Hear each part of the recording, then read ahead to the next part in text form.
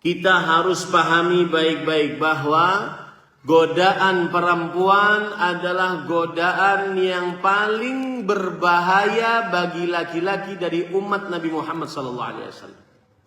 Ini berdasarkan hadis Rasul sallallahu alaihi wasallam, "Ma taraktu ba'di fitnatan adarra 'ala ar-rijal minan nisa." Aku tidak pernah tinggalkan sepeninggalku sebuah godaan lebih berbahaya atas laki-laki dari umatku dibandingkan perempuan. Jangan ngaku kuat, Pak. Yang kuat hanya Nabi Yusuf. Ustaz Alwi nggak kuat. Jangan coba-coba. Jangan pernah main cinta haram, walau secuil. Ya, ini para ikhwan yang dirahmati oleh Allah. Ada hadis menarik. Mudah-mudahan ibu-ibu tidak marah sama saya menyebutkan hadis ini. Hadis ini diriwayatkan oleh Imam Ahmad, Imam Muslim, Imam Tirmidzi dan yang lainnya. Rasul sallallahu alaihi wasallam bersabda, jangan marah dulu ya Bu. Innal mar'ah tuqbilu fi surati syaitan wa tudbiru fi surati syaitan. Perempuan itu dilihat dari depan dalam bentuk setan. Makanya marah nanti. Dilihat dari belakang dalam bentuk setan. Hadis sahih riwayat Imam Muslim, Imam Ahmad. Imam Nawawi rahimahullah ketika menjelaskan ini dalam kitab beliau Al-Majmu' Syarh Muhadzab, Al-Minhaj Syarh Nawawi Sahih Muslim, beliau mengatakan qala al-ulama, para ulama berkata, ma'nahu al-isyarah ila al-hawa wad-du'a ila al-fitnati biha. Ini adalah isyarat untuk mengajak tergoda dengan perempuan. Kenapa? Lima ja'alahu Allah Ta'ala fi nufusir rijal minal may ilan nisa. Karena Allah menjadikan di dalam diri laki-laki itu condong kepada perempuan. Waliltizat min nadharihinna, dan lezat dengan melihatnya. Wa ma yata'allaqu bihinna, dan apa saja yang berkaitan dengannya. Makanya orang Arab mengatakan 3 perkara kalamun la yantahi. 3 perkara kalau dibicarakan tidak akan pernah selesai. Salah satunya tentang perempuan. Enggak pernah selesai. Saya kenal nih Abu Zaki, udah lama saya kenal. Dari dulu ngomongnya tentang poligami enggak selesai-selesai. Ya. Emang kesukaan laki-laki begitu. Maka kata Imam Nawawi, fahiya syabihatun bisyaitan. Maka perempuan serupa dengan syaitan dari sisi apa? Bukan sama bentuknya, enggak. Fi du'aihi ila syarr biwaswasatihi wa tazyinilah. Yaitu di dalam ajakannya untuk mengerjakan keburukan dan waswasnya atau bisikannya, dan juga mengajak untuk melakukan keburukan. Bisikannya, rayuannya, keindahannya untuk melakukan keburukan. Begitulah perempuan. Jadi poin pertama tentang perempuan, Pak, dan ini termasuk jeratan iblis yang sangat kuat, yaitu seseorang harus yakin betul perempuan adalah godaan paling terberat, paling berbahaya bagi laki-laki. Jangan sok kuat di hadapan godaan perempuan. Jangan sok kuat di hadapan godaan perempuan. Enggak Ustaz, saya bisa kok jaga diri. Enggak. Walaupun Ustadznya para ustadz. Ini makanya saya pesan kepada ibu-ibu kalau lagi curhat ke Ustadz Awi, jangan pakai Ustadzi. Itu susah. Ustadzi berat. Ya, susah. Walaupun ustadz, nggak bisa. Jangan sampai bermudah-mudah untuk godaan perempuan. Kemudian yang kedua, berkaitan dengan perempuan adalah, jadi poin pertama tadi, perempuan godaan paling berbahaya bagi laki-laki. Yang kedua, memang syaitan senjatanya paling ampuh adalah dari perempuan. Syaitan akan berputus asa dari seluruh godaan untuk mengganggu manusia. Wah, nggak mempan nih. Wah, nggak bisa nih. Nggak bisa. Tapi dia tidak akan pernah putus asa mengganggu manusia dari godaan perempuan. Ini para ikhwan yang dirahmati Allah. Apa dalilnya? Rasul sallallahu alaihi wasallam bersabda,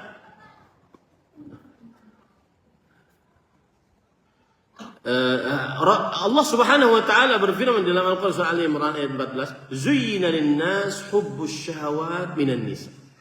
Diindahkan untuk manusia kecintaan terhadap yang disukai, yaitu berupa perempuan. Yang pertama kali paling disukainya adalah perempuan. Itu diindahkan. Siapa yang mengindahkan? Syaitan. Makanya lihat perkataan para ulama salaf saleh. Di antaranya seorang tabi, Al-Hasan bin Al-Yasar Al-Basri rahimahullah. Beliau mengatakan, zayyana lahumus syaitan. Yang dimaksud dengan diindahkan, yang mengindahkan adalah syaitan. Yang mengindahkan adalah syaitan. Kecintaan terhadap perempuan. Lihat lagi perkataan Imam Tabi'in Sa'id ibn Musayyib rahimahullah. Ma ya'isha syaitanu min syai' illa atahu min qibalin nisa. Syaitan tidak pernah putus asa dari apapun. Kalau dia putus asa mengganggu manusia, dia pasti akan datang dari godaan perempuan. Pasti. Lihat lagi, para ikhwan dirahmati oleh Allah, Abu Salih As-Samman Ad-Dhakwan, seorang ahli ulama salaf, ahli hadis, meriwayatkan hadis. Beliau mengatakan, balagani, sampai kepadaku riwayat, anna aktsara dzunubi ahli nar fin nisa.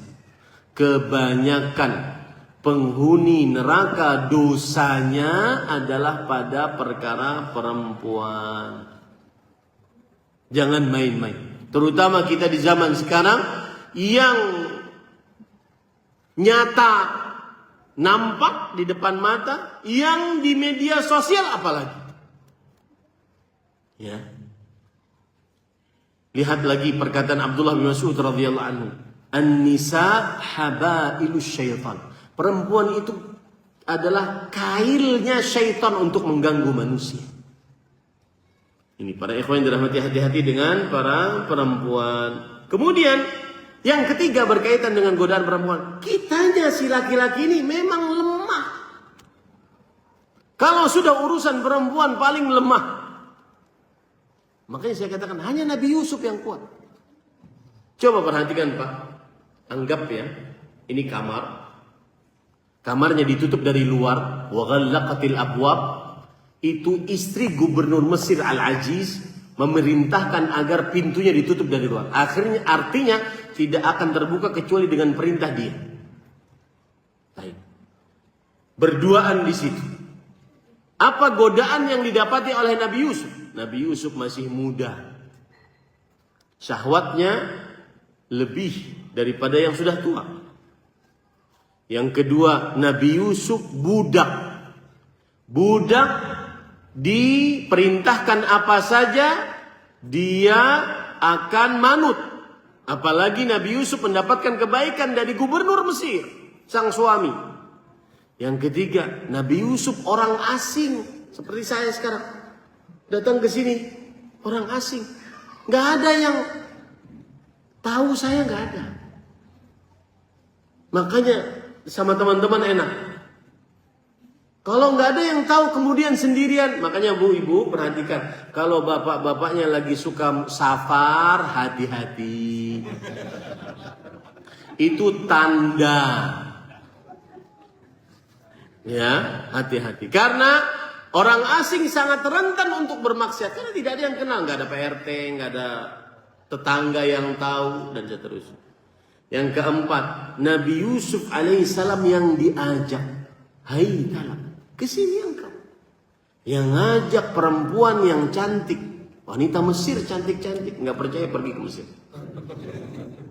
Yang keenam. Nabi Yusuf, wanita tersebut adalah perempuan yang punya kedudukan. Yang ketujuh. Nabi Yusuf ditutup pintunya. Tidak akan terbuka kecuali yang diperintahkan oleh istri gubernur Mesir Al-Aziz dan segala macam. Anggap Pak, anggap. Ini aktornya Nabi Yusuf dirubah. Diganti Ahmad Zainuddin. Wah, segitunya kan lemah saya imannya Pak. Bapak-bapak ngetawain saya.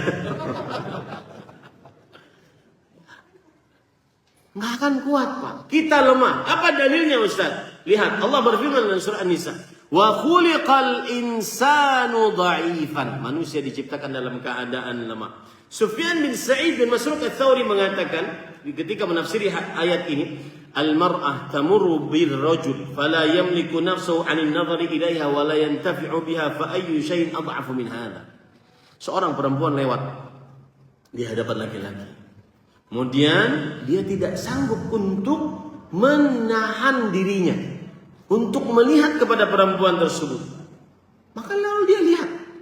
Dan dia tidak bisa mengambil manfaat dari kecuali cuma melihat saja. Persis seperti sekarang. Scroll.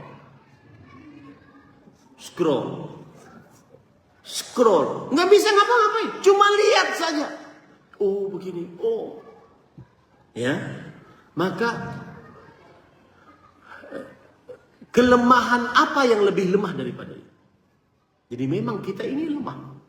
Nah ini Bapak Ibu saudara-saudari yang dimuliakan oleh Allah, adalah jerat syaitan yang ketiga. Bagi para penuntut ilmu, godaan perempuan. Lalu Ustaz, bagaimana caranya? Caranya adalah sebagaimana yang dilakukan oleh Nabi Yusuf alaihissalam. Qul ma'adallah. Ucapkanlah, aku takut kepada Allah subhanahu wa ta'ala. Tanamkan Pak, ini sedikit ya, karena saya pimpinan pesantren, saya passionnya pendidikan di hadapan para santri. Ini sedikit tentang pendidikan anak ya Pak. Dan juga bagi kita semuanya, tanamkan di dalam diri agar kita takut kepada Allah subhanahu wa ta'ala. Sedikit menyimpang tentang pendidikan anak. Anak-anak santri Pak, mereka itu di rumah kita didik dengan baik, di pesantren kita didik dengan baik, tapi kemudian mereka kumpul di sebuah grup, anggap saja WhatsApp. Di situ tidak ada pimpinan pesantren, nggak ada pengurus pesantren, nggak ada, cuma mereka. Disitulah salah satu sumber keburukan. Apalagi kalau di grup WhatsApp tersebut ada mantan santri, baik yang keluar atau dikeluarkan, yang sudah sekarang menjadi orang umum, bukan orang yang ingin belajar menjadi ahli ilmu agama lagi. Seperti yang sudah saya jelaskan di awal, dia sudah menjadi orang umum, berkumpul di situ. Anak-anak yang asalnya lisannya bagus jadi berkata kasar, kotor, keji, gara-gara grup itu. Anak-anak yang tidak tahu link-link yang macam-macam berkumpul di situ gara-gara grup tersebut. Kita sebagai pimpinan, sebagai pengasuh, sebagai musyrif, pembimbing, tangan terbatas, mata terbatas, telinga terbatas. Tidak ada cara lain Pak. Ini nasihat untuk diri kita pribadi dan juga para ikhwas sekalian. Tidak ada cara kecuali menegakkan apa yang dikatakan oleh Abdullah bin Abbas dan Abdullah bin Mas'ud. Innamal ilmu khasyatullah. Tema kita kan jerat-jerat syaitan untuk para penuntut ilmu. Ilmu yang sebenarnya adalah yang mendatangkan rasa takut kepada Allah. Apa itu khasyatullah? Al-khawf ma'al ma'rifah.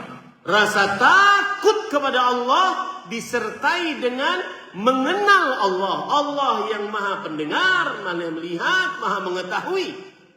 Itu namanya khasyat. Termasuk anak-anak kita Pak.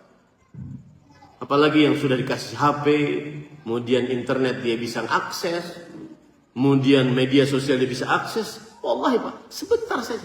Bahkan kalau saya ingin memberitahu, orang hanya pakai WhatsApp saja, dia akan bisa melihat yang sampah sesampah-sampahnya.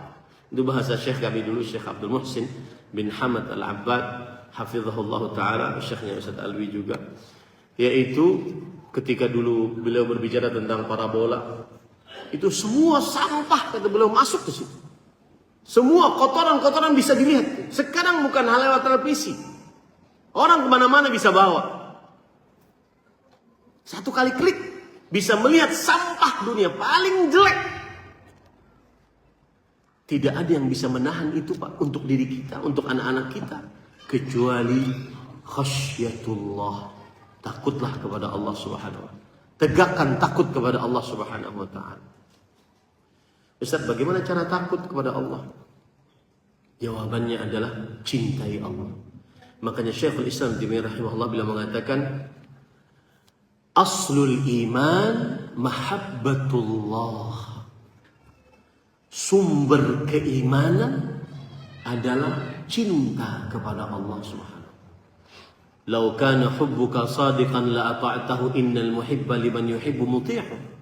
Kalau seandainya cintamu benar, maka niscaya engkau akan sangat mentaatinya.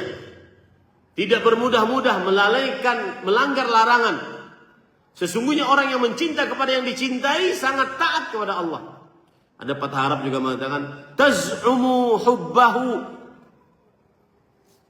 ta'sil ilaha wa anta taz'umu hubbahu. Hada fil qiyasi muhalu. Yang artinya engkau mengaku cinta kepada Allah, tetapi engkau bermaksiat kepada Allah.